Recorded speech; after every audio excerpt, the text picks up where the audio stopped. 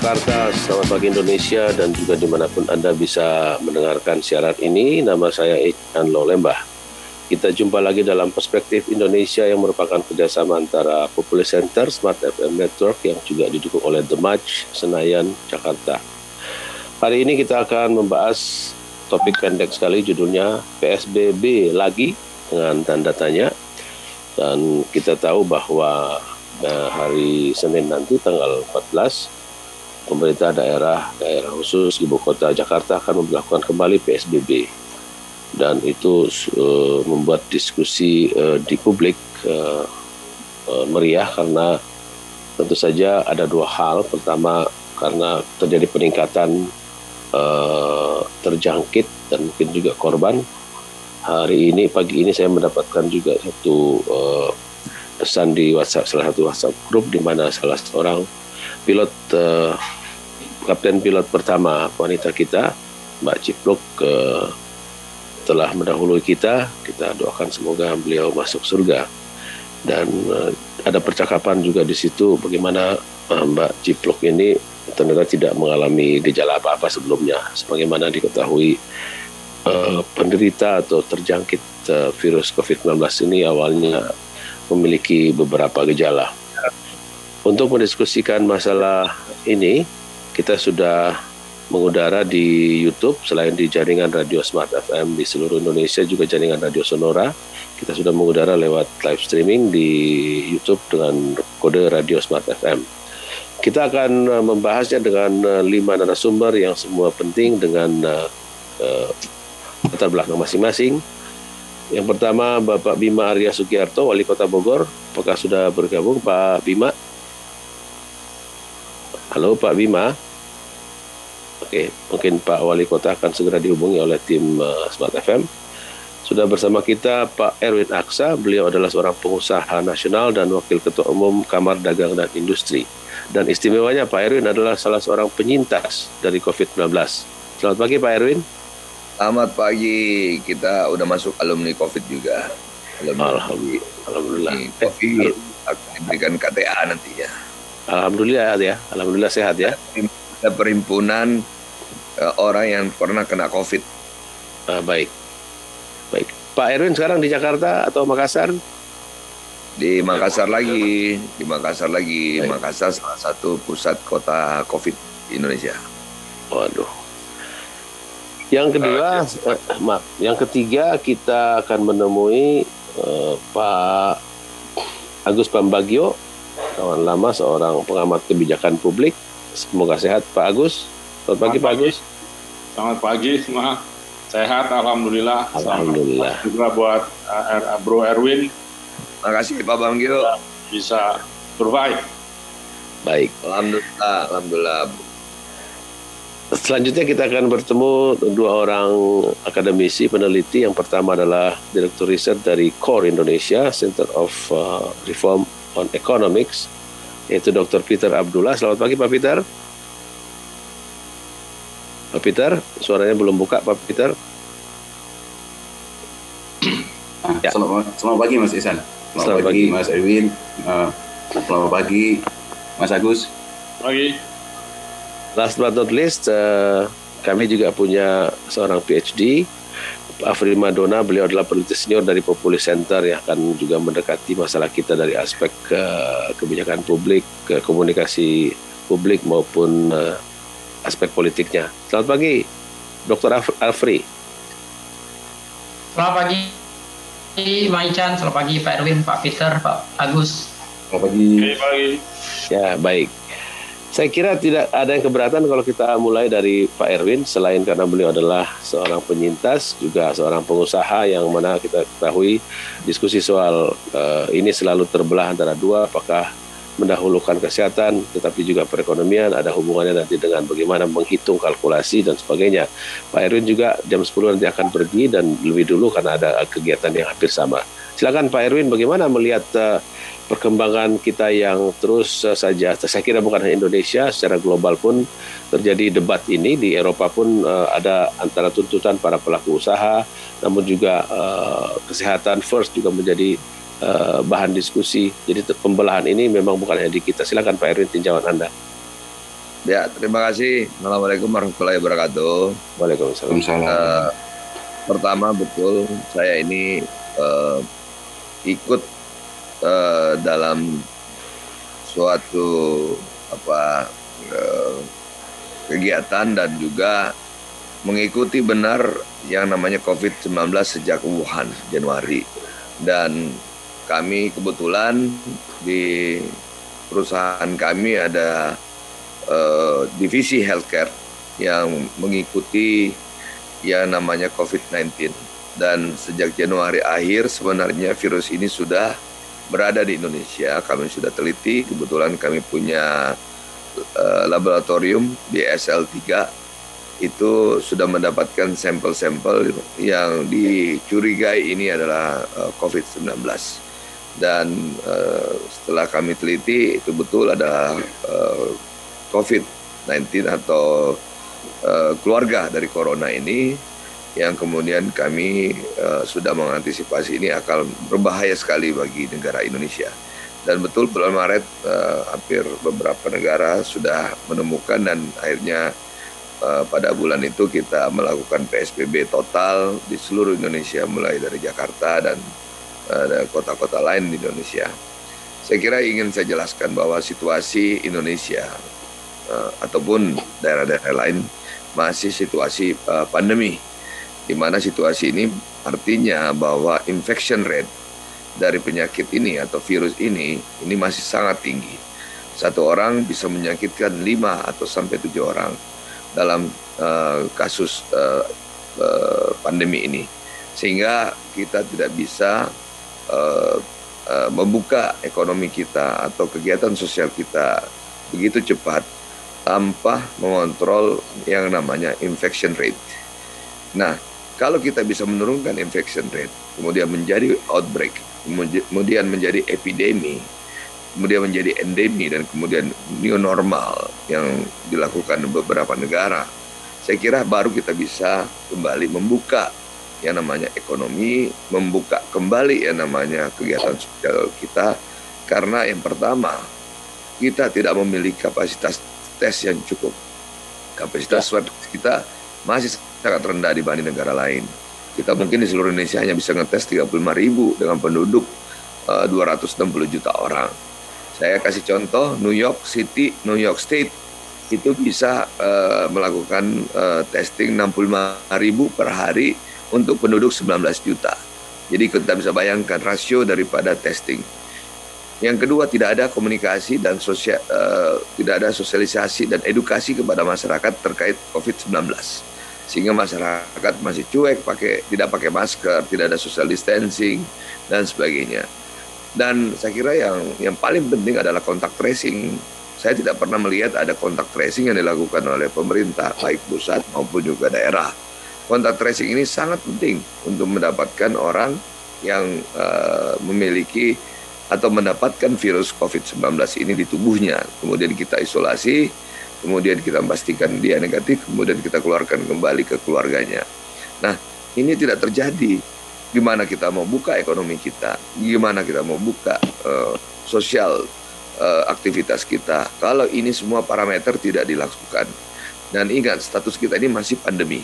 Artinya infection rate kita masih sangat tinggi. Nah, saya kira yang harus kita kontrol adalah jumlah orang masuk rumah sakit. Berapa sih jumlah orang masuk rumah sakit karena COVID-19? Itu tidak pernah ada datanya. Kita juga perlu ketahui bahwa berapa jumlah orang meninggal karena COVID-19. Itu juga kita tidak tahu datanya. Data yang dipresentasikan oleh pemerintah, apakah benar dia meninggal karena COVID-19 atau ada yang meninggal tidak diswab, tidak ketahuan karena dia meninggal. Jadi membedakan antara COVID-19 dengan demam berdarah ini sulit sekali pada saat orang masuk kemudian mengklaim dirinya demam berdarah. Itu pasti dokter akan mengatakan ini orang sudah kena COVID-19. Nah, kecepatan swab kita di Indonesia sangat lambat. Hasilnya bisa keluar 2, 3, 4 hari. Sehingga orang sudah keburu meninggal, hasil swabnya baru keluar. Jadi saya kira bagaimana, kenapa kita lockdown dan sebagainya, ya karena mungkin Pak Anies mendengarkan bahwa jumlah ICU di kota Jakarta sudah penuh. Dan itu terkonfirm dengan teman-teman saya, dokter anestesi yang bertugas di ICU di Kota Jakarta, bahwa semua ICU di Kota Jakarta penuh. Artinya jumlah orang masuk rumah sakit tinggi, jumlah ICU kita sudah penuh. Jadi perlu dilakukan langkah-langkah untuk menyetop atau mengurangi orang masuk rumah sakit dan kemudian masuk ICU, sehingga jumlah orang yang meninggal karena COVID-19 ini bisa ditekan. Itu yang dilakukan dulu sementara. Tapi ingat bahwa Jakarta dengan rasio jumlah penduduk yang 12-13 juta, jumlah tes kapasitas yang harus dibangun oleh Pak Anies Baswedan atau Gubernur DKI itu harus 40.000 tes per hari. 40.000 tes per hari. Agak sulit nampaknya ya. Ya? Agak sulit nampaknya kalau melihat pengalaman kita ya. Oh ya, saya kira kalau 40.000 tes per hari, ya saya kira Jakarta harus tetap lockdown menurut saya. Jadi kedua, kontak tracing harus dibangun Pak Anies. Harus ada 30 orang per 100.000 penduduk. Sehingga 130 orang inilah bekerja mencari, men-tracing orang-orang yang terkena COVID-19. Jadi rasio gold standard WHO itu adalah 30 kontak tracer per 100.000 jumlah penduduk. Jadi ini yang harus dibangun. Kemudian tempat isolasi juga harus dibangun karena masyarakat kita, ya apalagi yang dari kumuh, itu tidak ada social distancing dan sebagainya. Jadi harus disiapkan tempat-tempat karantina baik hotel ataupun asrama yang bisa dipakai menjadi tempat isolasi. Yang ingin saya sampaikan juga bahwa yang sangat berbahaya bahwa 80% dari penyakit orang yang terkena COVID-19 ini OTG, 80%. OTG ya, orang tanpa gejala ya? Orang tanpa gejala atau asymptomatic istilahnya. Kayak saya ini alhamdulillah saya termasuk mungkin ya dalam asymptomatic. Jadi 80% orang yang terkena virus COVID-19 ini asymptomatic. 20% itu simptom berpenyakit ringan maupun berpenyakit berat. Nah, 3-5% dari 20% itu penyakit berat lah. Itu masuk ICU dan berpotensi meninggal dunia. Nah, saya perkirakan kalau Pak Anies memiliki 40.000 tes capacity, saya kira akan ketahuan jumlah orang yang terkena COVID-19 ini. Baik. Dan ingat, pemerintah itu harus menyampaikan fakta apa adanya. Jangan ditutup-tutupin. Jangan yang namanya sampel-sampel COVID-19 itu kecil masuk ke lab-lab pemerintah dan lab lain-lain. Karena kalau dicekik yang namanya sampel tidak masuk ke lab karena ketakutan para gubernur angka COVID-nya membengkak pada saat rapat rapat dengan pemerintah pusat. Rapat koordinasi. Kemudian angka COVID-nya tinggi, itu adalah malu buat para gubernur. Jadi saya berharap bahwa para gubernur juga itu untuk terbuka, transparan, jelaskan fakta apa adanya kepada masyarakat, berikan edukasi. Gitu. Itu aja dari saya Pak Ican. Baik, terima kasih Pak Erwin. Dan juga mungkin kalau para gubernur atau siapapun kepala daerah mencekik tadi angkanya, yang akan sulit Pak Peter sama Pak Afri meneliti karena angkanya itu bukan angka yang sebenarnya, tapi the tip of the iceberg. Ya, oke, saya tambah lagi. Buat epidemiologi harus membuat trajektori. Berapa sih sebenarnya COVID-19 kita ini yang diperkirakan secara teori. Ada trajektori biasa dibuat epidemiologis, ya. Itu saya kira saya tidak pernah lihat itu angka-angka ya trajektori. Tapi perkiraan saya 10% dari penduduk Indonesia sudah terkena COVID-19. Baik. Nampaknya saya tidak seperti merasakan Pak Erwin sebagai pengusaha, tapi sudah ahli ini nampaknya ya. Sudah ahli dalam persoalan ini. Baik. Jadi, kita istirahat dulu. Oke. Kita istirahat dulu, Smart Listeners dan juga para sahabat sonora, kita istirahat. Nanti kita kembali lagi setelah pesan komersial dari studio Smart FM Jakarta. Smart Listener, tetaplah bersama kami dalam Perspektif Indonesia. Inspirasi bagi kemajuan Indonesia.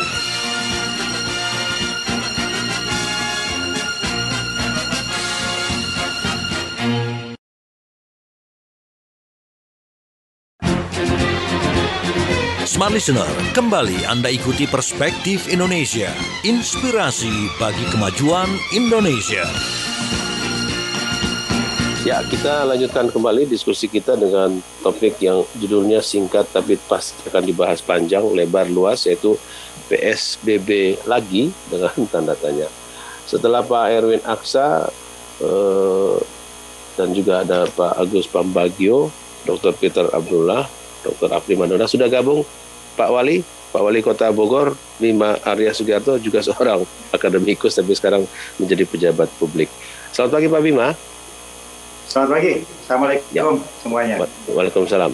Pak Bima ini mungkin akan bergabung dengan Pak Erwin sebagai pengurus asosiasi penyintas COVID-19 gitu ya? Oke. Tadi sudah dimulai oleh Pak Erwin yang ada di Makassar sana. Pak Bima, Anda kemarin kan ketemu juga Gubernur Anies atau ada interaksi gitu, dan mungkin juga sekalian bisa diceritakan bagaimana Bogor dengan Jakarta ini kan bersisian gitu ya, dan sebagaimana kota-kota di Asia tidak seperti kota-kota di negara-negara yang penduduknya tidak banyak. Kita itu antara satu kota dan kota lain kan hampir tidak ada jarak antara penduduk dan sebagainya, begitu juga interaksi, dan kita tahu bahwa kemampuan tes kita yang terbatas dan barangkali kita sudah melihat dampaknya.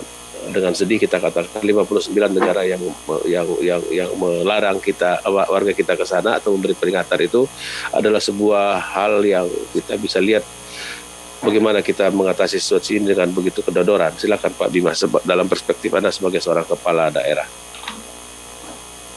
Ya, terima kasih. Bahwa COVID ini melonjak drastis, ya, itu hampir merata, terutama di Bodebek. Bahwa kita harus melakukan langkah yang signifikan, iya. Bahwa kita harus berkoordinasi, iya. Bahwa selama ini kita tidak cukup kuat, tegas, dan jelas, iya. Tetapi pertanyaannya adalah, apakah ada satu single solution atau metode one size fit all? Saya kira tidak. Apakah PSBB total jawaban semuanya? Saya kira juga belum tentu. Data-data kami menunjukkan bahwa ini kami baru merampungkan survei 21.000 responden menyebar merata ke seluruh kota Bogor, bekerjasama dengan teman-teman di Lapor COVID dan NTU Singapura. Satu, mayoritas nggak paham apa itu COVID. Mayoritas warga merasa bahwa jauh dari COVID, sedikit kemungkinan terpapar. 19% percaya teori konspirasi, 29% nggak percaya teori konspirasi, 50% bingung, bisa iya, bisa enggak. 90% warga terpapar secara ekonomi, 40% kehilangan mata pekerjaan. Jadi poin yang saya sampaikan adalah, satu, dampak ekonomi demikian dahsyat.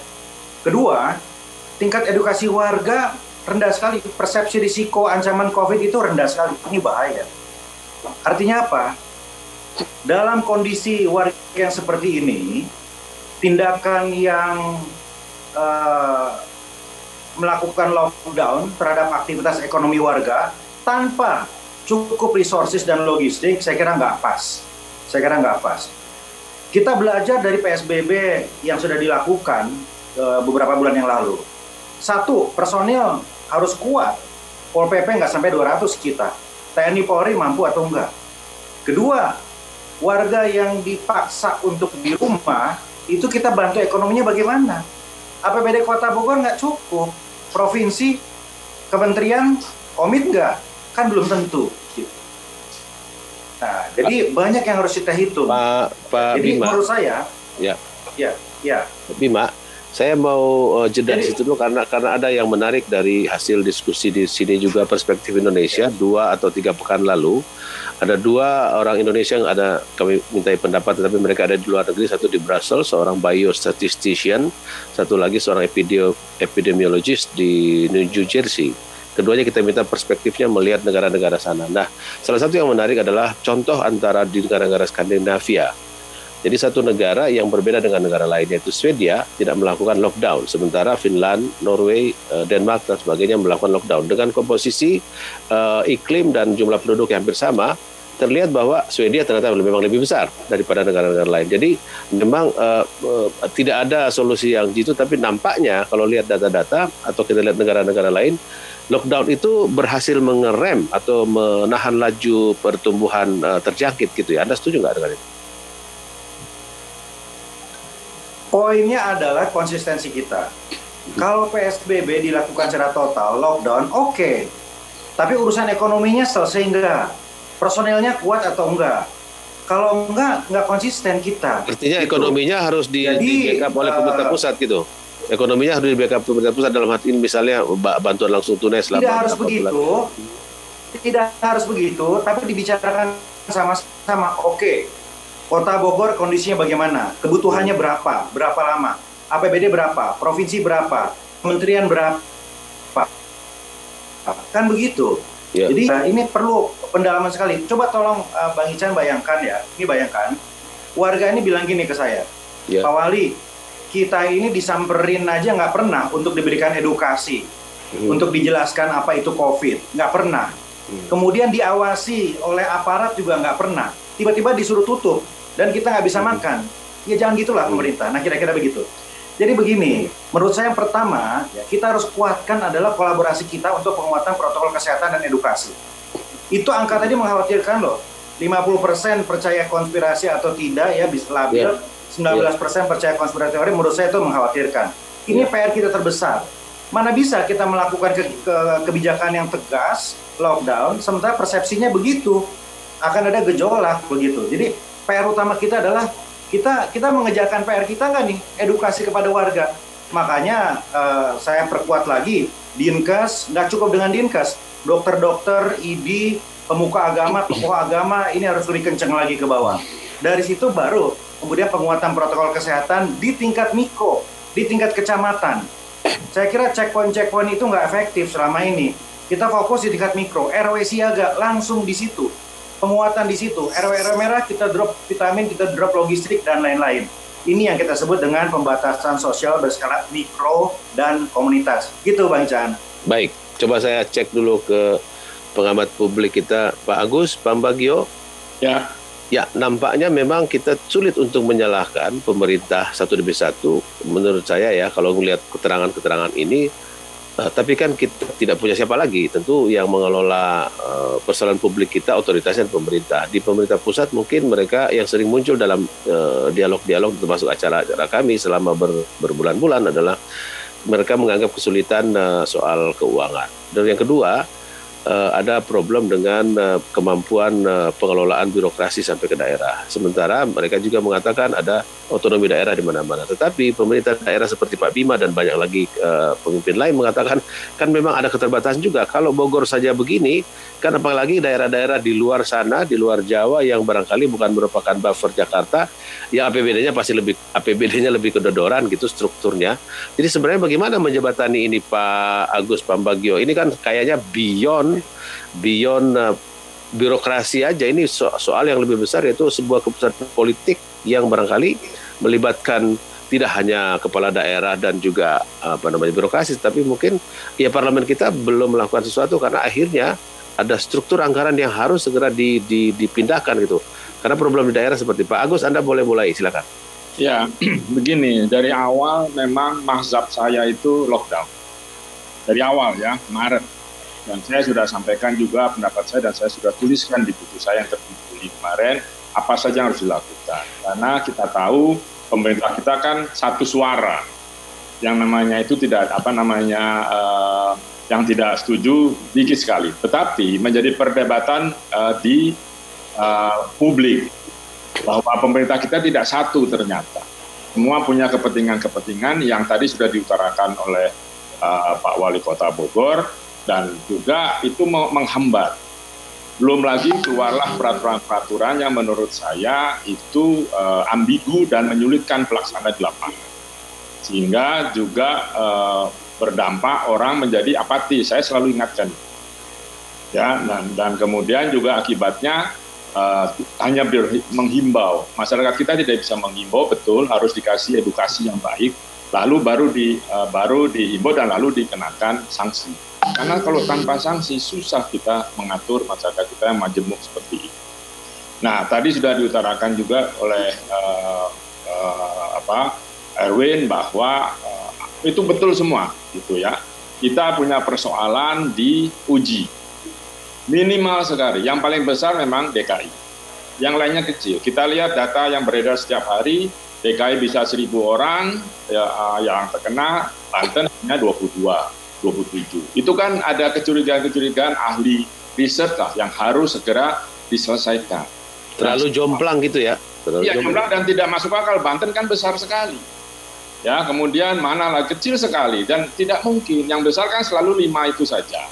Nah, jadi uji itu menjadi penting. Lalu tracing juga tadi disampaikan Erin juga menjadi penting. Karena kalau itu bagaimana kita mengontrolnya? Nah, pemerintah-pemerintah di seluruh dunia gagap memang di awal. Cuma lalu dia bisa melakukan terobosan-terobosan. Nah, kita ini gagap terus sampai hari ini. Contoh yang saya kecewa adalah soal diteruskannya misalnya pilkada. Itu orang konsentrasinya terpecah di daerah.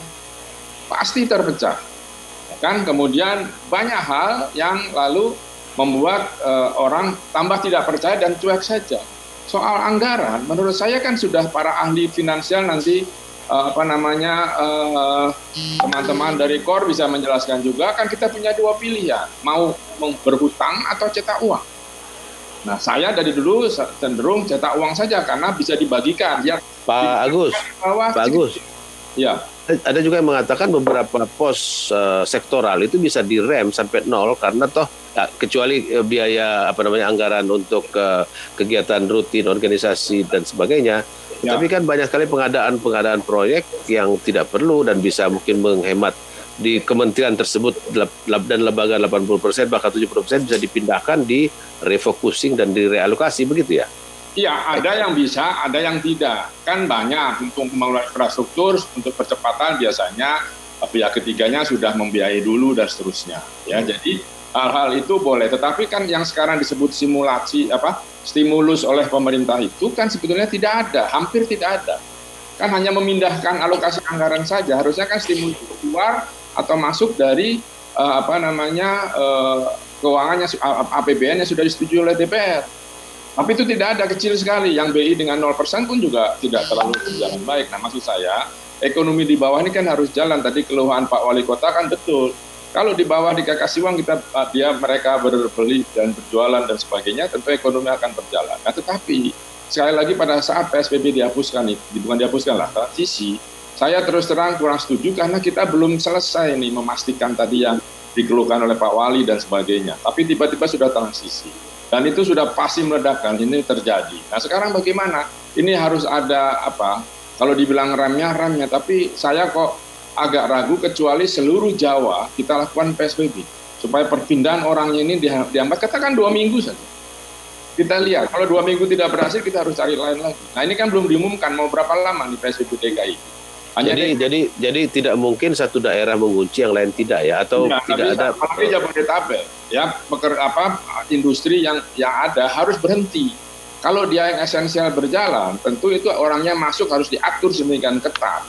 Dan kalau ada penambahan biaya itu harus dibayar oleh negara, misalnya listriknya bertambah, ya harus dibayar. Ya kan, kemudian dan seterusnya. Karena kalau tidak bisa daerah itu membiayai. Nah, stimulus ini bagaimana? Itu yang nanti teman-teman yang lain bisa menjelaskan karena ada di sektor bisnis, sektor penelitian dan sebagainya. Baik, itu tadi suara Pak Agus Pambagio, seorang pengamat kebijakan publik. Kita masih banyak waktu. Saya masih menyimpan juga 2 peneliti dan riset kita, Dr. Afri Madona dan Dr. Peter Abdullah. Kita istirahat dulu. Habis ini saya kembali lagi nanti dengan Pak Bima Arya, Pak Erwin Aksa. Mohon maaf. Saya izin mau pamit. Mau pamit. Kalau bisa dikasih closing statement karena saya ada acara lagi. Oh gitu, sekarang atau nanti setelah iklan beberapa menit, 3 menit lagi, jadi agak panjang. Gitu ya? Boleh, silakan. Boleh, setelah 3 menit ya. Oke, kita akan lanjutkan lagi perspektif Indonesia kita, nanti kita akan kembali setelah jeda komersial, nanti dengan topik PSBB lagi dengan tanda tanya. Smart Listener, tetaplah bersama kami dalam Perspektif Indonesia. Inspirasi bagi kemajuan Indonesia.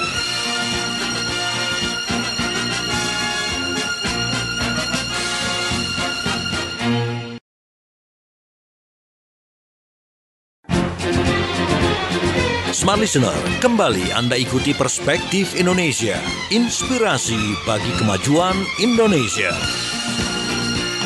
Ya, saya lanjutkan lagi dan sesuai janji kami dengan Pak Erwin Aksa, memang beliau akan sampai jam 10 saja karena ada acara yang lain.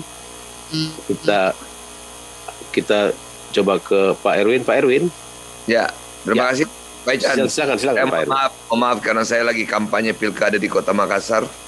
Karena saya ketua tim, jadi saya ini juga berhati-hati karena selama pilkada seperti tadi dikatakan oleh tadi dari Pak Pambagio, betul, pilkada ini akan mengakibatkan klaster baru COVID-19 dan akan menaikkan yang namanya jumlah atau orang yang terkena COVID-19 karena konsentrasi massa yang begitu banyak. Itulah salah satu konsentrasi untuk penyebaran yang lebih cepat.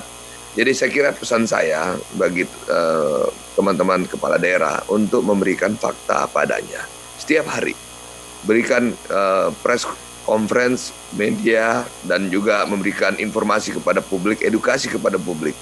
Saya kira kita contohlah Gubernur New York Andrew Cuomo. Dia selama berhari-hari 111 hari, saya mengikuti tiap hari yang namanya Gubernur Andrew Cuomo.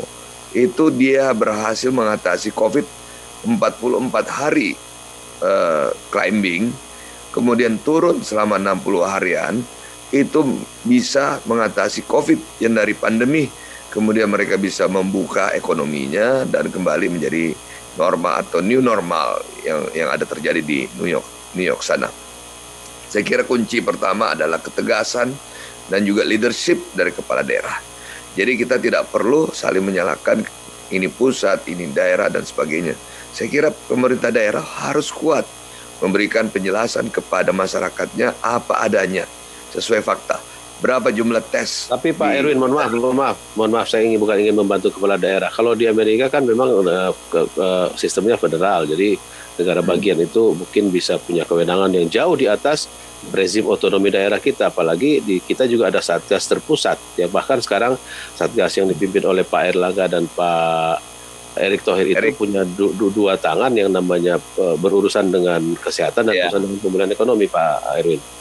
Ya saya kira sama aja lah, itu kan masalah beda di sana federal, di sini kita ada kulit. Tapi kembali lagi bahwa kepala daerahnya harus kuat. Saya contoh di Sulawesi Selatan, kepala daerahnya sini agak ngawur ya. Yang namanya sampel COVID tidak dibawa ke lab, gitu loh. Saya udah protes berkali-kali. Kenapa lab di Makassar ini jumlahnya besar, sampel COVID-nya kecil masuk ke sana. Ternyata disumbat di sana di ujung sehingga orang tidak dilakukan kontak tracing. Jadi saya kembali lagi pesankan kepada teman-teman kepala daerah, sampaikan ke publik apa adanya sesuai fakta.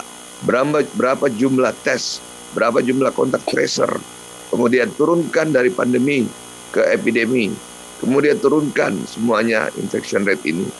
Pakai pakar-pakar epidemiologis untuk membuat trajektori atau proyeksi dan sebagainya. Baru kemudian kita berani membuka ekonomi kita, membuka kegiatan sosial kita, karena kita sudah bisa mengetahui jumlah infeksi dari masyarakat kita. Jadi saya kira pesan saya kepada seluruh kepala daerah, sampaikan apa adanya, edukasi masyarakat, dan juga jangan menutup-nutupi kalau kita memang punya masyarakat yang terkena infeksi besar. Karena itu bukan tabu. Tapi Pak Wali Kota Bogor kita terbuka sekali kan Pak Erwin ya? Saya kira betul, tinggal Pak Bima nanti memperbesar kapasitas labnya di Bogor. Di sana kami juga ada lab di LIPI. Saya kira bisa dipakai di sana, kapasitasnya besar sekali, tapi ya sama kembali lagi jumlah sampelnya nggak ada. Gitu. Nah, kami juga ingin menyampaikan bahwa sampaikan apa adanya, sampaikan, dan termasuk edukasi yang tadi disampaikan Pak Bima. Edukasi itu tidak bisa dari pemerintah pusat, harus dari pemerintah daerah, karena pemerintah daerah lah melalui lurah, melalui camat dan sebagainya menyampaikan pesan, harus satu suara. Kalau pemerintah pusat tidak bisa menjelaskan, pemerintah daerah lah yang jelaskan dengan baik. Kalau masalah uang ya kita tahu pemerintah pusat juga nggak punya uang. Kalau terakhir kita chaos ya udah harus cetak duit. Tetapi itu kan ada kendala di BI, ada kendala di moneter kita, ada kendala dari Menteri Keuangan kita, dan sebagainya. Ada kendala-kendala yang menjadi parameter para ahli ekonomi. Tapi sekali lagi, sampaikan apa adanya, sesuai fakta, dan juga sampaikan kepada publik bagaimana protokol-protokol COVID. Tidak perlu bosan, sampaikan tiap hari kepada publik. Dan itu penting, karena publik harus mengetahui, teredukasi terkait dengan COVID-19. Ya contohlah Gubernur New York, Andrew Cuomo, yang dari pandemi yang 700-800 orang meninggal, sekarang boleh dikatakan tinggal 1-2 orang meninggal karena COVID-19 dalam waktu, ya boleh dibilang dalam waktu singkat, hanya dalam 3-4 bulan, New York sekarang sudah kembali ke new normal. Gitu. Baik. Demikian Pak Ican, saya terima kasih banyak Pak Erwin, selamat melanjutkan aktivitas. Salah, pilkada di Makassar, saya jadi ketua tim pemenangan pilkada Kota Makassar. Baik, tetap hati-hati. Salam sehat bagi semuanya. Hati-hati COVID, bukan hanya di Jakarta, tetapi di seluruh kota. Nah, masalah lockdown, saya kira itulah yang harus kita cek. Berapa jumlah kematian? Kalau Bogor jumlah kematiannya tinggi sekali, ya mohon maaf harus lockdown. Gitu. Tidak ada cerita. Gitu. Karena jumlah kematian harus kita kontrol, jumlah orang masuk hospital harus kita kontrol. Terima kasih. Assalamualaikum warahmatullahi wabarakatuh. Waalaikumsalam. Oke, Pak Bima, kita lanjutkan lagi. Sabar Pak Afri dan Pak Peter ya. Siap. Kita serahkan dulu kepada para pembuat keputusan. Setelah itu kita ke Anda yang melakukan analisa. Silakan Pak Bima. Mohon maaf, mikrofonnya belum on. Mikrofon Pak Bima belum on. Mikrofon Pak Bima tolong dibuka. Ya. Oke, silakan Pak Wali. Yang disampaikan Bang Erwin Aksa itu betul. Testing, tracing, dan treatment itu betul sekali. Untuk testing, saya perintahkan Dinas Kesehatan di atas WHO. Hitung-hitungan berapa di atas WHO? 11.000. Nah, sekarang kita sudah 12.000 lebih gitu. Dan kita percaya semakin banyak testing, ya semakin gencar kita membatasi penularan. Itu poin pertama. Jadi testing kita sudah tinggi di atas 12.000 dan kita bedah terus datanya. Kalau ada yang positif, masuk ke konteks tracing. Saya perintahkan satu kasus positif, minimal 20 kontak erat dicatat. Yang menimbulkan persoalan adalah kalau ada yang lolos, jadi ketika satu positif ditanya kontak eratnya sama siapa, dia cuma jawab 5 orang. Nggak mungkin. Ya. Makanya kita bekerja sama dengan IPB, pakai model teknik interview. Saya bilang minimal 20 orang. Nah, ini artinya apa? Tracing kita. Setelah itu treatment. Nah, treatment ini kita fokuskan untuk menaikkan angka kesembuhan dan menaikkan kapasitas di rumah sakit. Orang tanpa gejala sekarang akan diproses untuk dialokasikan tidak di rumah sakit. Tidak di rumah sakit ya, tetapi di tempat-tempat khusus. Kemarin kami baru MOU dengan Lido, BNN, ada 122 bed di sana, ada beberapa titik lagi. Kita antisipasi. Hope for the best, prepare for the worst. Kira-kira begitu. Jadi yang disampaikan Bang Erwin benar, dan data-data selalu kita expose tiap hari supaya warga semua aware. Tapi yang menarik, data juga menunjukkan bahwa warga itu nggak mengakses kanal pemerintah, enggak. Warga itu nomor 1 nonton TV dan baca koran, nomor 2 baru sosmed.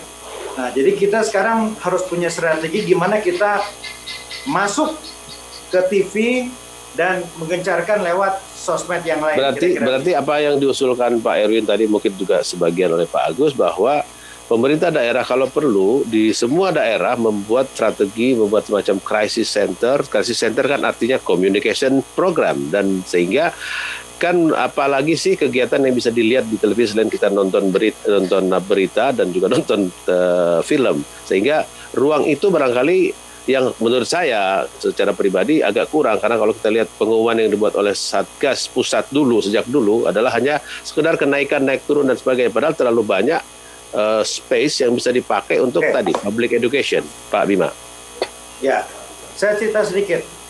Data survei kami menunjukkan yang paling dipercaya oleh warga kalau berbicara tentang COVID, nomor 1 adalah dokter, nomor 2 adalah tokoh agama, yai atau pendeta, nomor 3 pejabat pemerintah, nomor 4 baru selebriti. Nah, ini kabar baik, artinya pejabat lebih dipercaya daripada selebriti dalam konteks COVID ini.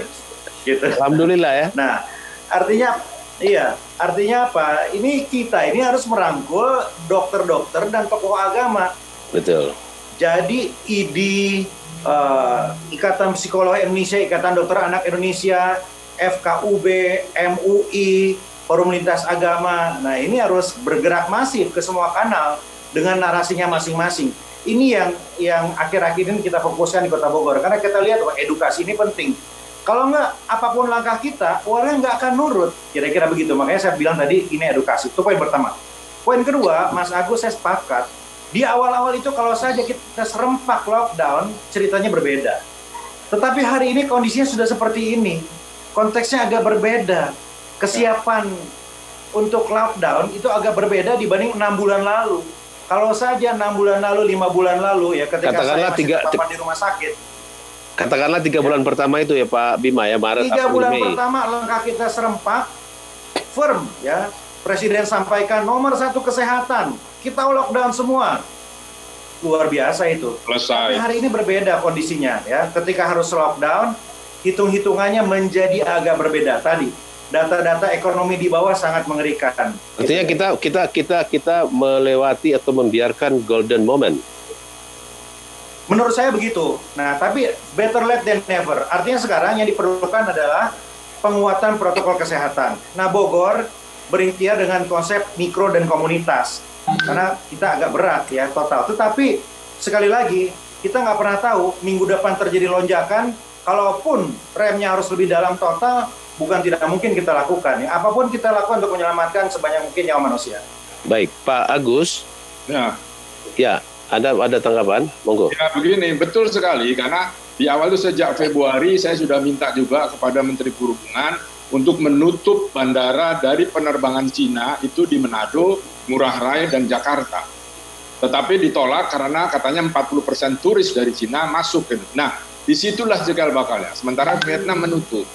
Betul kata Pak Wali Kota tadi, dulu itu saya setengah mati menanya supaya lockdown. Sampai hari ini pun mazhab saya masih lockdown. Karena tidak bisa bagaimana caranya kita men-tracing tadi, lalu menguji dan sebagainya, kalau tidak di lockdown. Tapi sudah berbeda sekarang, betul. Lalu bagaimana? Ya, biaya sudah dikeluarkan sangat besar dan hampir tidak bisa membereskan ini. Kemudian tenaga juga sudah habis-habisan. Akhirnya orang berargumentasi. Nah, sekarang tinggal presiden. Kemarin Gubernur DKI bilang PSBB atau lockdown. Itu sebetulnya bukan dari gubernur sendiri, pasti itu perintah presiden. Karena presiden kan hari Senin rapat kabinet menyatakan kesehatan menjadi penting, sudah berbalik lagi. Nah sekarang itu dihajar habis-habisan oleh kabinet kan. Nah hal semacam gini ini tidak beres untuk, kan harusnya semua saling mendukung gitu. Jangan Maksud Anda keputusan Gubernur Anies itu sebenarnya melanjutkan pernyataan Presiden sendiri? Dan saya yakin pasti beliau dipanggil Presiden. Saya tidak tahu, tapi saya yakin karena tidak mungkin misalnya Wali Kota Bogor Pak Arya memutuskan sendiri tanpa berkonsultasi dengan pemerintah pusat dalam hal ini Presiden atau gugus tugas, suatu hal yang tidak mungkin. Jadi menurut saya itu keputusan Presiden maunya tapi melalui Gubernur. Nah sekarang tinggal bagaimana ini, karena di bawah. Which is good, Pak Agus, kan baik kalau Presiden bikin sangat keputusan baik. Dijalankan oleh pemerintah daerah gitu ya? Ya sangat baik, tetapi kan di bawah kabinet jadi berkelahi sendiri. Lihat Menko, lihat semuanya saling menyalahkan. Kalau tidak saling menyalahkan ini lalu bagaimana masyarakat? Sekarang sudah berbeda dan mari kita sama-sama baiknya bagaimana. Gitu. Pak Wali, 2 menit. Saya boleh komentar sedikit, Bang Ican, sedikit aja. Mangga. Jadi hari kemarin itu Mas Anies mengajak kita kepada daerah Bodebek beserta Gubernur Jawa Barat Kang Emil untuk rapat koordinasi online. Ya, Mas Anies pertama menceritakan Jakarta sudah darurat dan Mas Anies sampaikan harus menginjak rem, kira-kira begitu. Dan Mas Anies meminta masukan dari kita semua. Kita sampaikan bahwa kondisi kita juga gawat sama dan kita ingin berkoordinasi. Tetapi ketika kita tanya lebih lanjut, PSBB-nya seperti apa, Mas Anies sampaikan bahwa Gubernur Jakarta masih harus rapat dengan pemerintah pusat hari Sabtu ini, begitu. Hari Sabtu ini. Yeah. Jadi yang saya tangkap adalah ada yang belum selesai nih, Mas Agus. Yeah. Ada yang belum selesai. Jadi ada yang belum selesai dalam level teknis dengan pemerintah pusat, gitu. Saya kira komitmennya sama, saya yakin sama ya. Dan saya yakin ini perintah presiden, karena tidak mungkin kan visinya satu, visi presiden. Betul, tetapi di lapangan ini kan banyak konsekuensinya secara ekonomi, perkantoran, dan lain-lain. Ini kelihatannya belum selesai. Menurut Mas Anies hari ini akan dirapatkan, dan hari Senin nanti Mas Anies akan berkoordinasi lagi dengan kami. Ya, kira-kira begitu tafsiran saya. Oke, Ya, betul. Oke, itu tadi suara Bima. Dr. Bima Arya Sugiarto adalah wali kota Bogor, sebuah kota yang sangat dekat Jakarta, dan tadi ada juga Pak Agus Pambagio, seorang pengamat kebijakan publik. Sebelumnya lagi Wakil Ketua Umum Kadin Erwin Aksa yang sudah mendahului kita ke tempat lain karena ada acara juga. Saya masih menyimpan dua ahli kita. Setelah jam 10 nanti kita akan datang dengan Dr. Peter Abdullah dan Dr. Afri Madona. Kita istirahat sejenak. Smart Listener, tetaplah bersama kami dalam Perspektif Indonesia. Inspirasi bagi kemajuan Indonesia.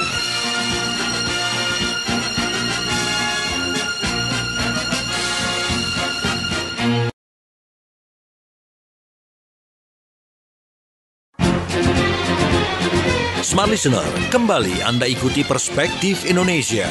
Inspirasi bagi kemajuan Indonesia.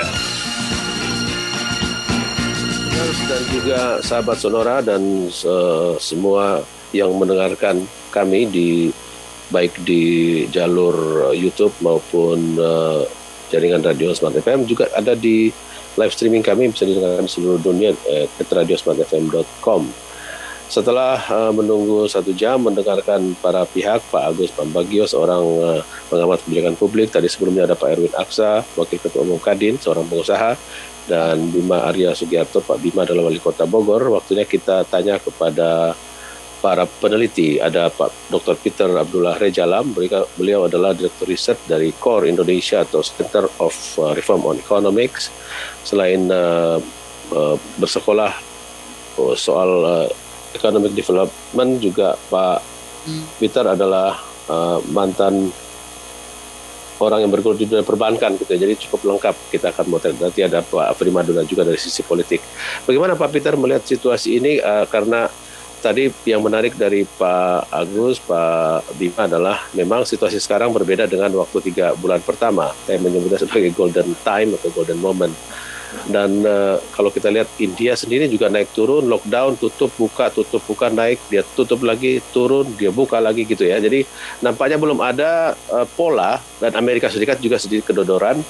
Saya menyebut Amerika Serikat dan India karena kita memiliki demografi yang hampir sama, yaitu cukup besar. Silakan Pak Peter, Anda boleh mulai dari sudut mana saja. Terima kasih Mas Isan. Ini topik kita berat nih. Makanya diundang para ahli yang top. Dan saya menyimak tadi dari pandangan Mas Erwin, dari Mas Bima, Mas Agus, Mas Bogio. Ya, sangat menarik ya. Nah, sebenarnya intinya semuanya sama. Ya. Kalau kita bicara tentang PSBB atau rem darurat yang diambil oleh Gubernur DKI, sesungguhnya kita bisa memahami sekali argumentasinya apa. Ya. Ada banyak alasan untuk memang mengambil langkah rem darurat. Pertama adalah kalau kita lihat jumlah kasus kita itu terus meningkat. Kita mungkin boleh katakan adalah satu-satunya negara yang mengalami persistensi atau konsistensi dari sisi jumlah kasus. Nggak ada turunnya, naik terus. Ya. Bahkan bisa dikatakan yang terakhir ini hampir tiap hari terjadi pecah rekor. Jumlah kasus hariannya mengalami rekor baru setiap hari. Nah, kondisi ini tentunya sangat mengkhawatirkan ya, karena fasilitas kesehatan kita yang sudah bisa diyakini punya batas, ya, kemampuan, daya tampung, yang kalau ini terus berlangsung, ya, jumlah kasus yang terus meningkat itu tidak bisa direm, maka kemampuan dari fasilitas kesehatan pasti akan terlampaui. Dan dalam kondisi seperti itu akan sangat bahaya. Kita berarti tidak bisa lagi menangani mereka yang terkena wabah COVID ini. Dan oleh karena itulah mungkin kalau menurut saya Gubernur DKI mengambil langkah drastis, mengambil langkah menginjak rem darurat, ya, melakukan PSBB total, kembali ke awal. Tapi PSBB total itu harus dengan persiapan yang juga total. Ya. Saya dengan Pak Agus saya kira sama, ya.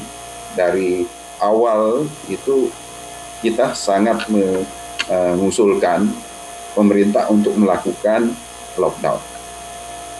Ya, karena dengan lockdown itu kita bisa mempersiapkan segalanya itu secara terencana, terukur.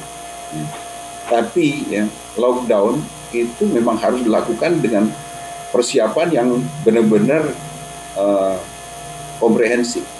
Ya. Pak Peter, mohon maaf, saya mau rem situ sebentar, bukan rem darurat, rem biasa saja, yaitu ini kan selalu problemnya kalau saya membuat kesimpulan umum dari beberapa kali kita melakukan diskusi seperti ini di acara yang sama, selalu keluhannya adalah apakah kita punya uang?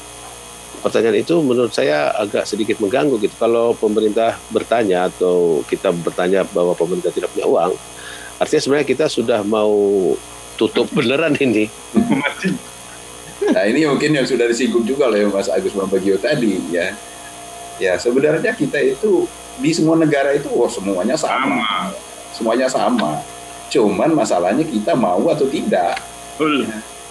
Ya saya kira Pak Mas Agus ya tahu persis itu.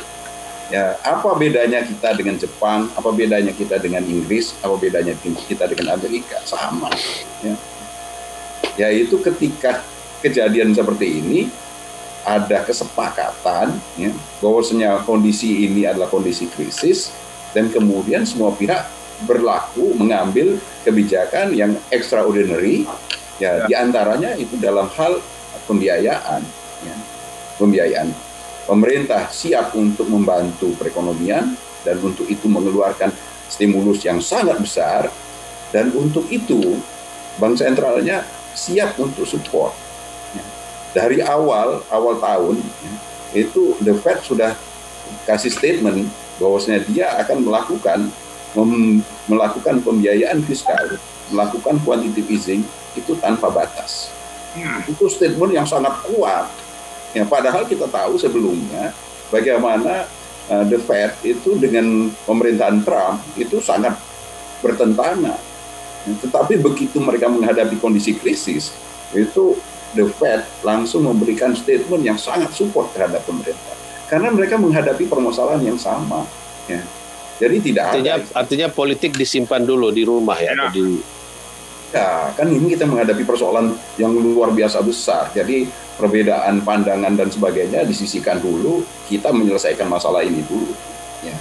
Jadi kalau saya tadi sebenarnya sangat sependapat ya, bahwasanya kalau dulu kita melakukan lockdown itu secara terencana, ya, benar-benar terencana, kita siapkan semuanya, ya, dan persis seperti kata Pak Agus tadi, dari awal kita sudah tutup semua pintu dan kita trace, ya, kita tracking semua yang terkena, lalu kita lakukan isolasi, benar-benar isolasi, mereka yang terdampak kita bantu, maka dampaknya terukur. Ya, kita bisa membayangkan dalam waktu 3 bulan sudah selesai. Persis yang dilakukan oleh Cina. Sekarang Pak Peter sudah lewat 6 bulan dan pasti ekonomi lebih lunglai daripada waktu 3 bulan yang lalu dan akhirnya semua kita seperti kedodoran gitu. Apa yang harus dilakukan? Yang sekarang, ya ini yang kita sesalkan. Ya. Kalau kita lihat dari PSBB yang pertama kemudian yang dilonggarkan, ya, jauh dari apa yang saya kira yang dibayangkan oleh Pak Agus sama saya di awal. Ya. Karena itu hanya sebutan aja PSBB. Tapi yang kita lakukan sama sekali, kita sebut kita menuju new normal. Tapi pembentukan new normalnya tidak kita lakukan. Ya. Apa yang disampaikan oleh Pak Erwin, Mas Erwin, sama Pak Bima tadi, itu menunjukkan bagaimana kita sebenarnya hanya mengatakan sesuatu kulitnya saja, di dalamnya tidak kita lakukan. Kita tidak melakukan bagaimana men-trace persoalan kesehatannya, kita tidak membentuk sikap masyarakat untuk melakukan new normal, melaksanakan protokol kesehatan secara disiplin, itu tidak ada yang kita lakukan. Ya. Yang tidak disiplin itu tidak hanya masyarakat, tetapi pemerintah juga ikut-ikutan tidak disiplin. Siapa yang Anda sebut sebagai kita? Kita semua, masyarakat dan pemerintah. Dalam artian begini, coba kita perhatikan, selama baik itu di PSBB yang pertama yang belum dilonggarkan maupun yang setelah dilonggarkan, kalau kita lihat masyarakat kita yang tidak pakai masker, pada aturannya sudah ada, harus pakai masker, wajib pakai masker, ada denda kalau tidak pakai masker. Masyarakat kita tidak pakai masker. Tapi pemerintah juga tidak ada gerakan untuk bagaimana memasyarakatkan, membudayakan, menjadikan masker itu sebagai new normal. Dan menertibkan. Dan itu tidak ada. Jadi menurut saya kita hanya mengatakan PSBB, lockdown, ya PSBB kalau menurut saya sama aja dengan lockdown, ya. Tapi tidak dilaksanakan secara sungguh-sungguh. Inilah yang saya khawatirkan, ya, yang akan terjadi nanti, ya. Karena apa yang disampaikan oleh Mas Erwin dan Mas Bima, ya, tadi apa yang disampaikan tadi kan, kalau Mas Erwin kan bicara tentang kesiapan kita dari sisi kesehatan, ya. Kalau Mas Bima lebih banyak menyoroti dari sisi ekonomi. Dua-duanya itu kita tidak siap. Ya, kalau kita melakukan lockdown, ya, tapi tidak siap dari sisi kesehatan, tidak siap juga dari sisi ekonomi, bahaya. Sementara energi kita ini udah mulai terkuras ini. Kita sudah 6 bulan dalam kondisi seperti dan ini. Bukan energi, Pak, mungkin katakanlah mental kita juga udah mulai. Iya, energi dan mental kita sudah terkuras. Coba bayangkan kalau kita masuk ke kondisi PSBB dan PSBB-nya juga tanda kutip mengulang lagi PSBB kita yang lalu, ya, tidak dilaksanakan secara terencana dan sungguh-sungguh, tidak juga terkoordinasi karena hanya dilaksanakan secara parsial, ya. Waduh, saya mengkhawatirkan kita kena celaka 2 kali nanti.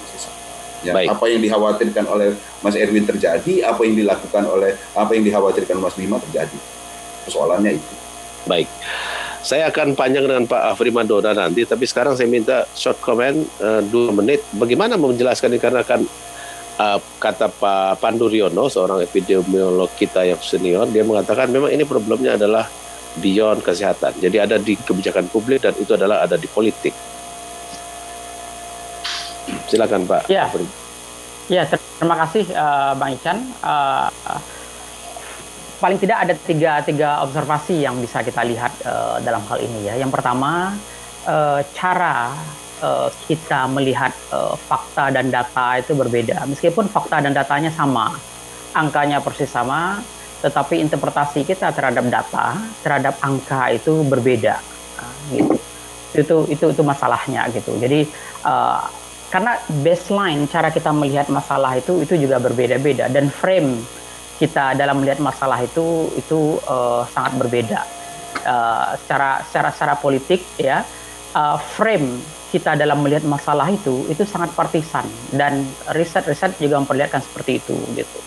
Ya, tidak hanya persoalan PSBB ini saja gitu, ya. Tahun lalu Populi pernah melakukan survei misalnya tentang tentang bagaimana publik menilai sebuah kebijakan kebijakan publik di pemerintahnya, dan ternyata memang terlihat sekali bahwa cara menilai kebijakan itu sangat partisan, seperti itu gitu. Jadi ketika masyarakat itu mereka tidak punya instrumen yang mungkin cukup canggih gitu, ya, dalam melihat sebuah kebijakan gitu, ya, maka frame yang dipakai adalah frame dari pemimpin elit mereka, elit yang kita sebagai rujukan luas, gitu, ya, seperti sebagai rujukan tadi, iya, sebagai rujukan seperti dibilang oleh Pak Wali Kota Bima Arya tadi gitu, ya.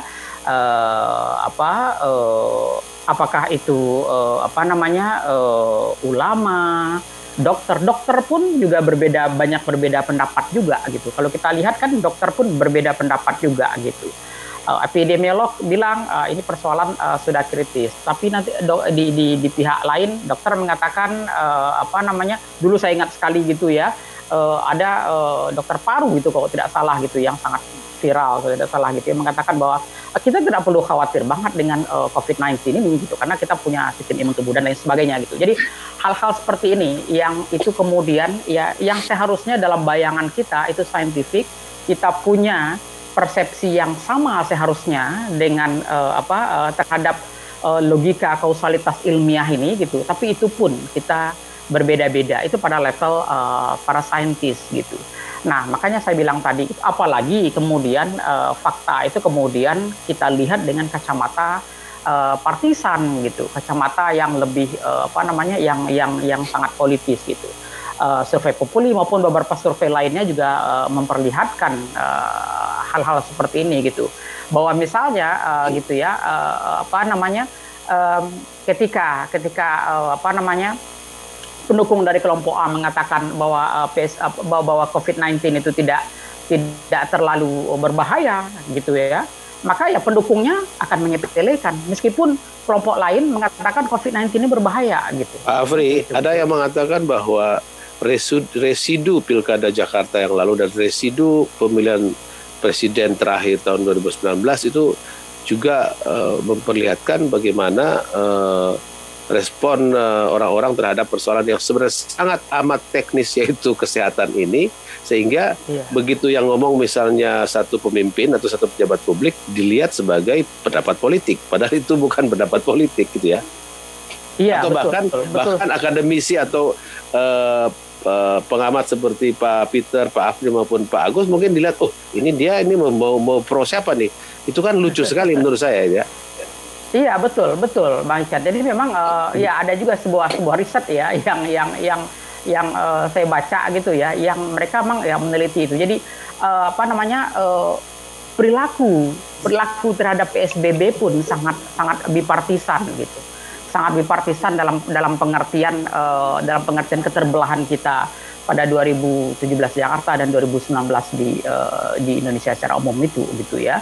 Sehingga kelompok-kelompok tertentu gitu ya mereka tidak patuh terhadap PSBB, yang lain juga patuh gitu ya, dan mereka mencoba mengkorelasikan, dan itu sangat erat kaitannya gitu. Dan kemudian apalagi ada yang mungkin membuat orang pejabat seperti Pak Bima kerepotan, yaitu chaotic yang terjadi di dunia maya atau media sosial.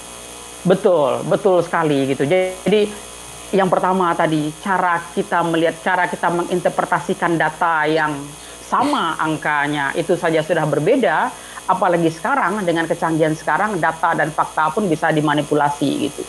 Nah, kenapa bisa dimanipulasi gitu? Salah satunya juga karena pertama memang data itu memang berbeda-beda gitu ya, dan memang kita selama ini memang terbiasa dengan distrust seperti itu gitu. Jadi ketika kita dihadapkan pada sebuah data bahwa tingkatnya seperti ini gitu, data yang disajikan oleh mungkin oleh pemerintah juga, tapi dari hal yang dari bidang berbeda menunjukkan data yang berbeda lagi itu, sehingga ini kemudian menimbulkan kebingungan dan pada akhirnya menciptakan distrust gitu. Dan kemudian ketika ini dilihat dari kacamata partisan, itu lebih berat lagi. Dan kembali lagi, bukan hanya soal ekonomi, kaum awam atau yang berada di paling bawah dalam piramida sosial ekonomi kita juga termasuk korban dari problem komunikasi. Kita istirahat lagi untuk jeda komersial. Smart Listener, tetaplah bersama kami dalam Perspektif Indonesia. Inspirasi bagi kemajuan Indonesia.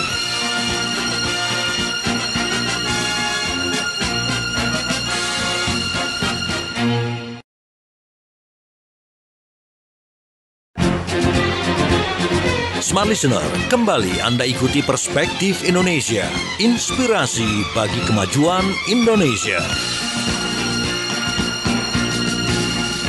Saya mulai kembali dengan Dr. Afri Madona, karena memang akhirnya kita melihat di dalam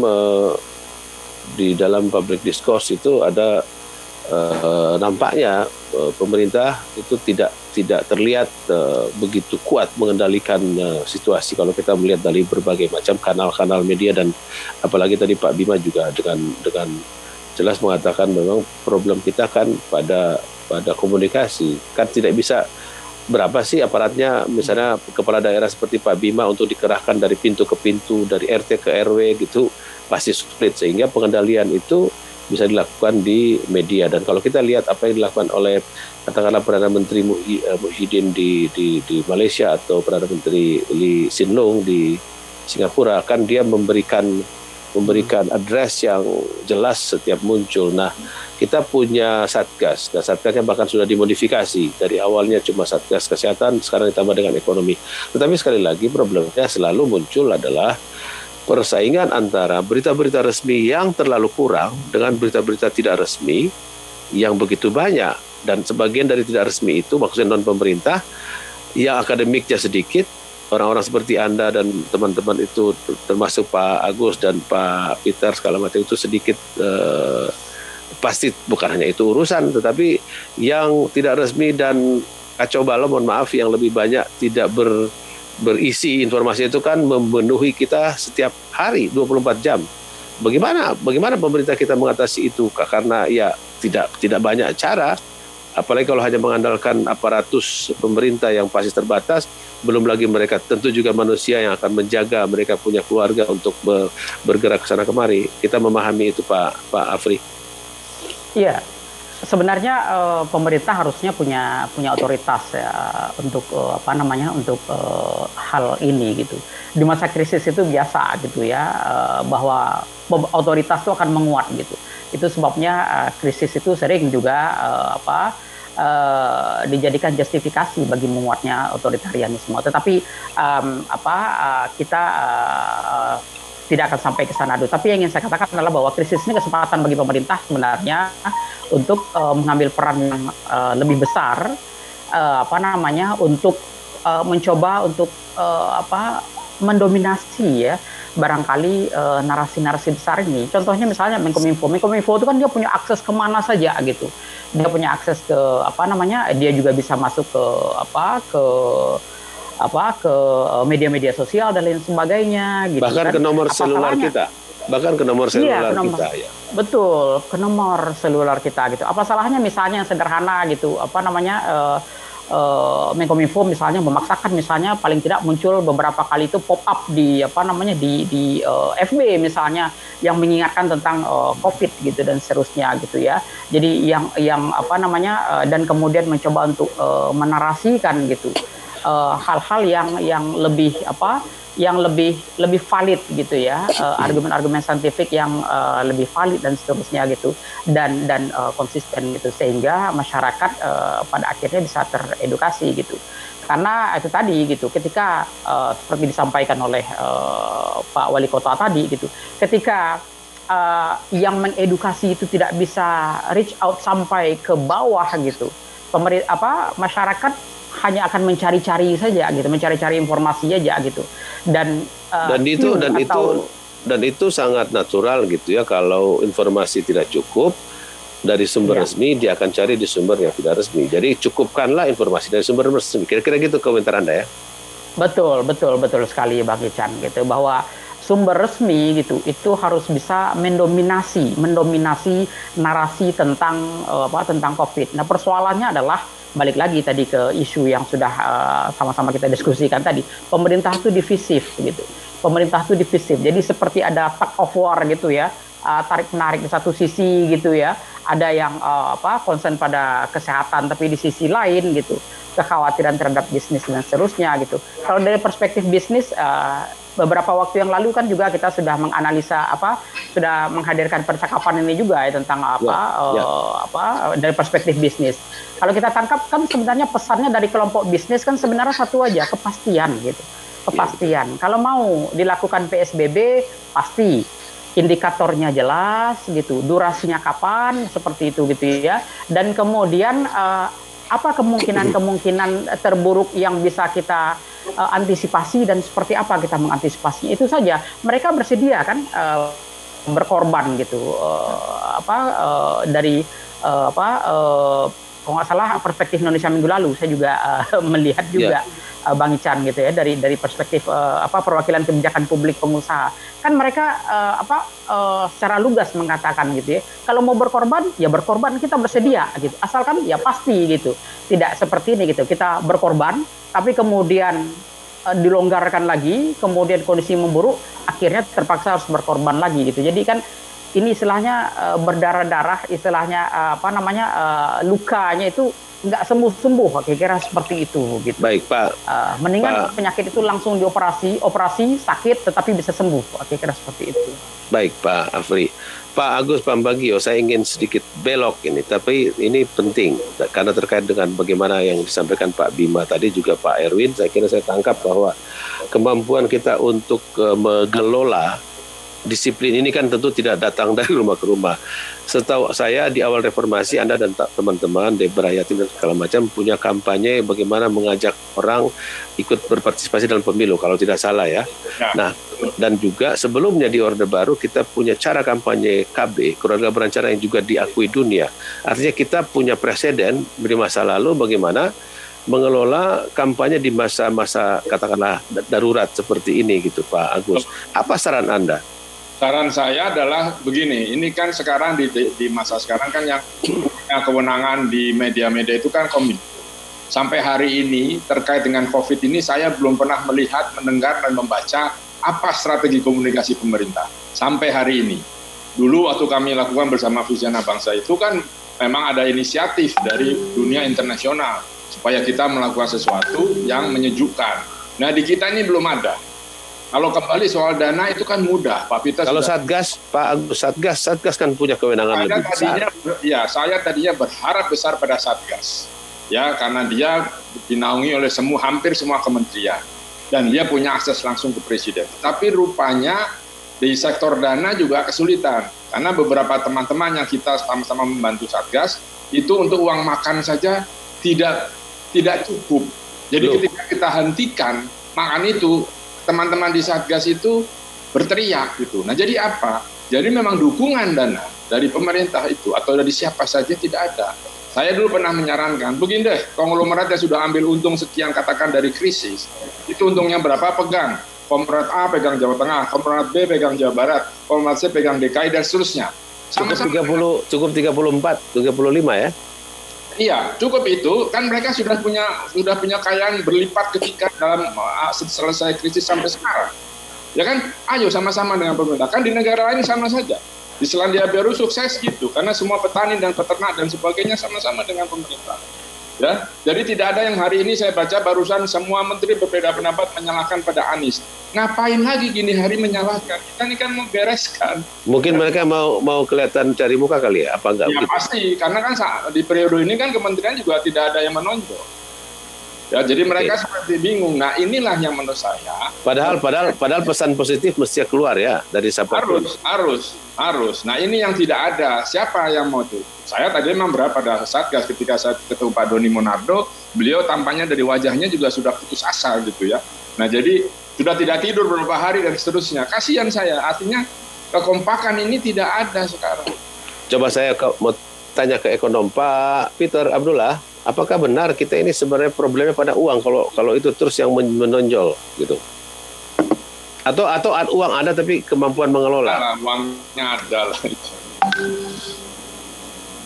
Ini Mas Iksan. Ya, siap. Monggo. Yang sekarang ini yang dipermasalahkan, yang menjadi hambatan di pemerintah adalah uang. Walaupun sebenarnya seharusnya tidak menjadi masalah. Karena memang untuk membiayai itu, ya mau tidak mau pemerintah itu harus mengeluarkan utang baru, harus berutang. Semua negara sekarang ini untuk memenuhi pembiayaan mengatasi wabah COVID ini itu dengan mengeluarkan utang baru. Ya. Tetapi mengeluarkan utang baru itu seharusnya tidak menjadi masalah karena ada koordinasi yang sangat kuat, ya, sinergi yang sangat kuat antara pemerintah dengan bank sentralnya. Ya, persoalan kita kan ada di situ. Ya, support dari bank sentralnya kan lama bener ini, ya. Baru ada kesepakatan burden sharing itu pada sudah di bulan Juli Agustus, ya. Dan itu setelah berapa bulan. Nah, ini menyebabkan ya pemerintah untuk dia membiayai semua ini perlu uang yang sangat besar untuk membantu masyarakat, untuk membantu dunia usaha, untuk membantu kesehatan, itu semuanya perlu uang. Nah, untuk anggarannya sudah ditetapkan, tapi untuk membiayai anggaran yang sudah ditetapkan itu seharusnya adalah tidak hanya dari sisi dengan berhutang ke luar negeri atau ke dalam negeri di domestik, tapi utamanya support dari bank sentral. Nah, ini yang sinergi ini yang belum ada. Jadi kita persoalan uang itu menjadi muncul. Kita belum bahu-membahu, dan artinya tidak semua dari kita itu punya imajinasi tentang apa yang disebut sebagai darurat dan terobosan gitu ya. Dan itulah apa yang disampaikan oleh Pak Jokowi pada yang menjadi viral kemarahannya, harus ada sense of crisis yang sama. Oke. Ya. Oke, kita istirahat untuk sesi terakhir. Di sana nanti kita akan meminta para narasumber kita untuk memberikan semacam closing statement atau kesimpulan dari apa yang sudah kita bahas selama hampir 2 jam ini bersama Pak Bima Arya Sugiarto, beliau adalah Wali Kota Bogor, Pak Agus Pambagio, beliau adalah pengamat kebijakan publik senior, juga ada Pak Peter Abdullah, seorang peneliti, doktor ekonomi, dan juga ada doktor politik kita, Pak Primadona. Silakan nanti kita simak apa yang mereka mau padatkan pada sesi terakhir. Kita ke Smart FM Jakarta. Smart Listener, tetaplah bersama kami dalam Perspektif Indonesia. Inspirasi bagi kemajuan Indonesia.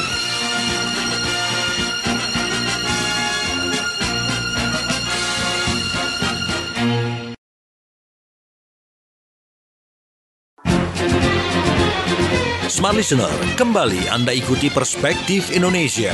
Inspirasi bagi kemajuan Indonesia.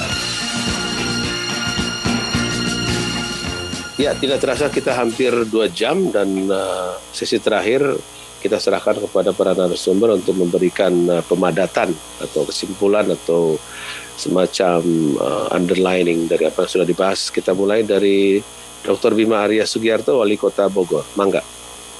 Saya menggarisbawahi apa yang disampaikan Bung Primadona tadi. Kultur partisan kita, psikologis partisan kita ini sangat mengganggu kita. Coba Bang Ican, teman-teman bayangkan, wartawan nanya ke saya, Pak Bima, bagaimana komentar Pak Bima tentang PSBB-nya Mas Anies? Saya sampaikan, Mas Anies jelaskan, dan saya menanyakan beberapa hal. Terus ditanya oleh wartawan, bagaimana konsepnya? Saya katakan begini, belum jelas karena Mas Anies masih harus berkoordinasi lagi dengan Menteri. Ditulis di media, Bima Arya, _2, PSBB Jakarta nggak jelas. Dipotong ya? Dipotong, ya, tanpa lihat konteksnya. Seolah-olah ini ditarik ke sana ke sini. Bangkitlah sentimen pilkada Jakarta lalu. Bangkitlah sentimen pilpres kemarin. Dan jangan-jangan bangkitlah kemudian Pilpres 2024 nanti. Kan kira-kira begitu. Ini parah menurut saya. Dan kita semua bertanggung jawab. Sehingga terjadi framing media, terjadi pembelahan di sosial media. Dan kalau saya petakan komen-komen di sosmed itu, ya semuanya begitu. Ada yang militan terhadap Mas Anies, yang menganggap saya apa haknya Wali Kota Bogor mengkritisi. Loh, siapa yang mengkritisi? Saya hanya menjelaskan hasil rapat, bahwa PSBB-nya Mas Anies masih harus difinalisasi oleh kementerian. Dibilang saya nyuruh Mas Anies rapat dengan pemerintah pusat, kan nggak benar seperti itu. Ini menguras energi menurut saya. Ya, saya setuju tadi. Lagian Anda kan sekolah ilmu politik, mana tidak mungkin tidak tahu bahwa Wali Kota Bogor tidak boleh menyuruh gubernur lain gitu ya. Ya, artinya ini PR buat kita semua ya. Kita berperang di tengah kondisi psikologis warga yang seperti itu, dan media, saya kira kita semua harus bertanggung jawab. Jadi PR saya untuk menunjukkan kepada semua, I have nothing personal with Mas Anies. Ini nggak ada hubungannya dengan politik, nggak ada hubungannya. Dan setiap daerah punya kewenangan, punya diskresi masing-masing, kira-kira begitu. Ini catatan saya pertama. Yang kedua adalah soal dana tadi. Ya, ini juga serius. Di Kota Bogor sendiri sudah hampir 10 kali kita melakukan refocusing. Geser ini, geser sana. Kenapa? Satu, persoalan kapasitas. Nggak semua kepala dinas terampil untuk membaca tren ke depan. Yang kedua juga ada persoalan dinamika yang selalu berubah. Awal-awal kita merasa APD yang penting begitu. Siapa yang pernah mengantisipasi bahwa pada satu titik kita butuh jaringan Wi-Fi yang sempurna di seluruh kota. Karena PJJ kemudian diperpanjang begitu. Dan hari ini kita merasa penting juga untuk mengalokasikan dana ekstra untuk penguatan protokol kesehatan, untuk penguatan pengamanan di wilayah, kira-kira begitu. Nah, sementara PAD kan semakin anjlok, jadi sangat tidak mudah. Nah, ketika sekarang PAD sudah mulai recover, ya beberapa strategi rebound sudah mulai terjadi di Kota Bogor, lonjakan terjadi lagi. Nah, ini sangat tidak mudah. Nah, karena itu poin ketiga yang ingin saya sampaikan di sini, ada satu kabar baik ya, yang saya kira ini menjadi catatan kita bersama. Survei yang kemarin kita lakukan dengan NTU dan dengan teman-teman pelaku COVID menunjukkan bahwa di Kota Bogor ini satu modal sosial yang besar adalah solidaritas sosial yang kuat, keinginan saling membantu, keinginan saling menolong. Dan saya kira ini agak rata di seluruh Indonesia sebenarnya, kalau saya berpikir positif. Artinya apa? Nggak usah saling menyalahkan, tidak usah menunggu pemerintah pusat. Setiap daerah bisa membangun kolaborasi sosial bersama-sama.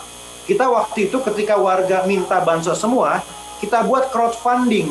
Jadi warga bisa masuk ke aplikasi di mana bisa menyumbang ke warga yang nggak punya.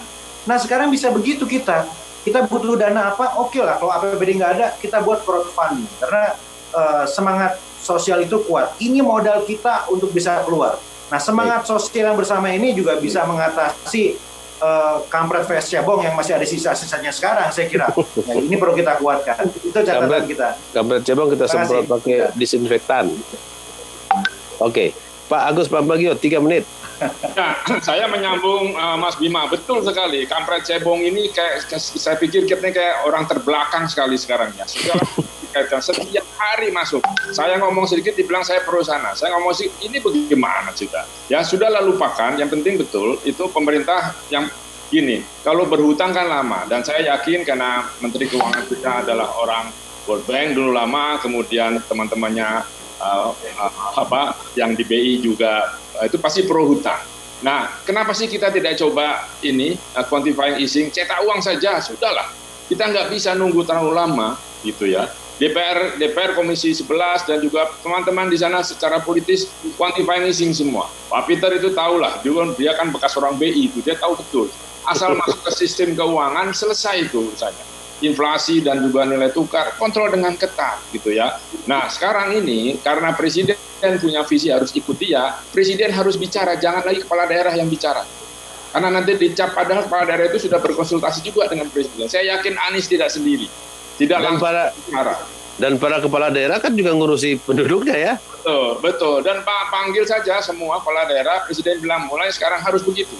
Karena kalau tidak nanti di bawah ini kadrun dan sebagainya dan versus non kadrun ini ampun saya.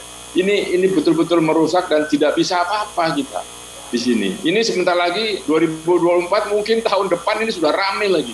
Lalu kapan kita selesai ya? Jadi sebenarnya masih lama ya 2024 itu ya. Lama, tapi coba lihat sekarang. Dan ini teman-teman saya ini intelektual loh, sekolahnya makan sekolahnya sampai S3 kayak Pak Peter dan Pak Afri segala macam. Tapi pikirannya juga kayak orang baru tidak sekolah gitu. Nah jadi maksud saya ini nggak bisa lagi lah ya, kita banyak sekali problem yang harus kita selesaikan. Saya sampai bingung ini salah saya apa, dituduh ke sini, dituduh ke sana, capek juga. Untung saya bukan pejabat kayak Mas Bima, kalau pejabat mungkin udah mati berdiri saat itu. Jadi hal-hal macam ini kita yuk ya sudahlah, cetak uang aja Pak Peter, gimana, ini ahli moneter beliau nih. Saya nggak bisa, tunggu utang itu lama dan yang merasakan itu orang atas. Jadi sekali lagi juga hari ini pembahasan APBN 2021, tolong yang di DPR jangan dikorupsi. Karena itu kode-kodenya banyak itu dalam pembahasan sekarang. Tolong itu hilangkan. Sudah kita melarat bareng. Kenapa sih toh mereka tidak melarat-melarat sekali gitu. Jadi yang dikorupsi 20-30% APBN itu tolong tidak dilakukan. Tolong kali ini kita bereskan. Kali ini, nanti next time lagi silakan. Oke, Pak Peter, mangga. Oh ya, jadi ya ini saya sependapat tadi. Yang jelas memang kita harus saling dukung. Apa ini yang paling utama, apa yang disampaikan dari Mas Agus tadi adalah kalau memang sudah ada pembicaraan antara Mas Anies dengan Pak Presiden, ya, seharusnya itu dimunculkan agar supaya ya, perpecahan di bawah ini bisa diredam, ya, bahkan bisa dihilangkan. Pemimpin harus muncul bersama. Pemimpin yang harus memulai untuk memperlihatkan bahwasanya kita mengatasi pandemi ini harus dengan kebersamaan. Kalau kita bicara tentang kebijakan, tidak ada kebijakan yang mudah di dalam menghadapi atau mengatasi pandemi ini. Nggak ada, pasti sulit. Semua negara mengalami itu. Semua negara menghadapi permasalahan yang complicated, yang sangat rumit ini. Sama. Tetapi apapun kebijakan yang kita pilih, yang mutlak yang kita perlukan adalah satu, perencanaan yang sangat komprehensif, ya, bukan asal-asalan, bukan asal ngambil kebijakan. Yang kedua adalah konsistensi dalam pelaksanaan. Ya. Jangan selesai diputus dianggap udah selesai. Ya, sebuah kebijakan itu akan yang lebih menentukan adalah di dalam implementasi pelaksanaan. Jadi harus ada konsistensi dalam pelaksanaan. Dan yang ketiga menurut saya adalah dukungan semua pihak. Dan ini yang terkait apa yang disampaikan tadi. Kebersamaan kita itu harus kita bangun sekarang ini. Ya, tidak ada lagi cebong kampret, tidak ada lagi pendukung A dan B. Ya. Semuanya harusnya berpikirnya sama sekarang ini. Orang sudah di depan mata kondisi yang sangat sulit ini. Ya, jadi kita harus benar-benar bersama-sama. Dan para buzzer kalaupun sudah dibayar, Mbok, ya diam dulu sekarang gitu ya. Ya itu pokoknya semuanya harus. Nah sekarang ini jangan lagi lah buzzer, harus punya pemikiran yang sama, punya tujuan yang sama.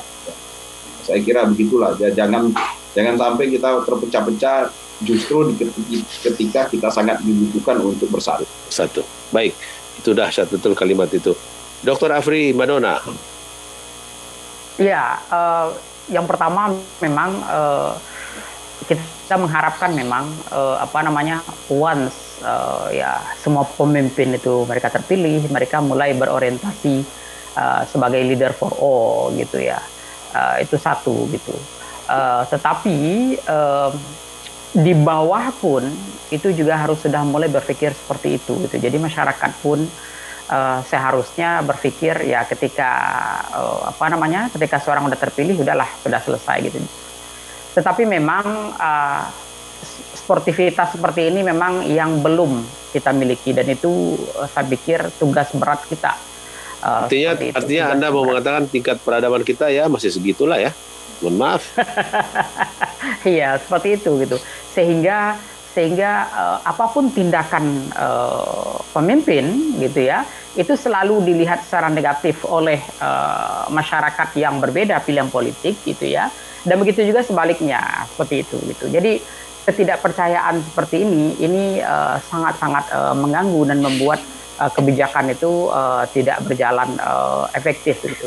Karena itu kemudian memang yang paling penting dilakukan itu tadi gitu. Pemerintah dengan sumber daya yang mereka miliki, mereka perlu memikirkan strategi komunikasi yang paling efektif gitu. Dan yang tidak kalah pentingnya, saya pikir menyatukan persepsi gitu tentang masalah ini gitu ya. Bahwa ini adalah masalah kesehatan seperti itu ya, leading sektornya seperti ini gitu. Dan kita berusaha untuk cukup inilah gitu ya, cukup satu ide dan satu gagasan dalam melihat masalah ini gitu. Ketika kita melihat masalah ini dalam konteks kepentingan kita ya, kita melihatnya dengan kacamata kepentingan kita, maka kita melihatnya secara berbeda-beda, dan karena itu kemudian policy attitude kita juga terhadap masalah ini itu juga berbeda-beda. Dan karena itu kemudian ini saya pikir tugas berat ya politik kita sebenarnya, politik kebijakan kita ke depan. Oke. Saya membayangkan Bapak, Ibu-ibu, teman-teman jurnalis yang bergabung di sini maupun yang mendengarkan kita, teman-teman pendengar di seluruh Indonesia bahkan seluruh dunia bisa melihat kami di YouTube maupun jaringan lain. Ada film yang menarik yaitu Churchill. Film tentang Churchill menarik karena bagaimana sebuah kabinet perang dibikin. Kabinet perang itu kabinet bawah tanah, itu dibikin dengan anggota yang sangat sedikit, bisa bekerja terus-menerus bahkan lebih panjang durasi daripada kabinet atas, kabinet normal yang ada di permukaan, yang ada di Westminster gitu. Nah, yang penting dari pesan itu adalah bagaimana Churchill di tengah kekalutan negerinya, keputusasaan bagaimana mereka bisa mengalahkan Nazi, itu membangkitkan perlawanan rakyat Inggris itu justru dengan pesan-pesan komunikasi, dengan pidato-pidatonya yang mengesankan setiap hari. Nah, Saya kira ini barangkali bisa kita petik dari apa yang sudah kita diskusikan bersama Dr. Bima Arya Sugiarto, Wali Kota Bogor, Pak Erwin Aksa, Wakil Ketua Umum Kamar Dagang dan Industri atau Kadin, Pak Agus Pambagio, pengamat kebijakan publik, Dr. Peter Abdullah, Direktur Riset dari CORE atau Center of Reform on Economics Indonesia, dan juga peneliti senior dari Populi Center, Dr. Afli Madona. PSBB atau tidak PSBB atau apapun dilakukan, sepanjang itu dilakukan dengan solid, saya kira itu yang penting. Dan bagaimana kita semua digerakkan seperti orkestra, itu akan, karena Pak Bima bekerja sendiri, ya gak mungkin di kiri kanannya ada kelompok lain juga, antar kota, antar kabupaten dan segala macam terkait. Semoga kita bisa melewati ini.